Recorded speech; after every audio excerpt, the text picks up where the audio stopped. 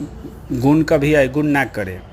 आज आंवला के बारे में रोलो के बताओ तनी। एक आंवला में अनेक गुण होला, पत्ता से लेके छाल से लेके पूरा पेड़ फल सब गुण से भरल बा। विटामिन सी के सबसे मात्रा आंवला में ही पावल जाला। एंटीऑक्सीडेंट रोग प्रतिरोधक क्षमता सबसे ज़्यादा आंवला में पावल जाला। ये हमनी के माटी पर बहुत अच्छा एकर वृद्धि बा। ये मदन मोहन जी मास्टर साहब के द्वार पर आर के शरण भैया जन बानी मास्टर साहब, उहें के ही द्वार पर ये आंवला के पेड़, आई बगले में तुलसी जी के पेड़ बा।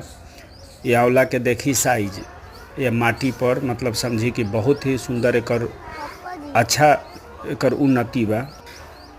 ये आंवला के मुरब्बा बहुत अच्छा होला, मीठा वाला जौन गुड़ में बनेला। एकर चटनी भी बहुत बढ़िया हुई, एकर हलवा भी बहुत अच्छा होला, घी में देहाती घी में बनावल जाला एकरा के। जैसन आहार खाए मौसन विचार होई, जैसन पानी पिए मौसन बानी निकली। देखिए एकर साइज कितना खूबसूरत बा। अच्छा प्रजाति के आंवला बा।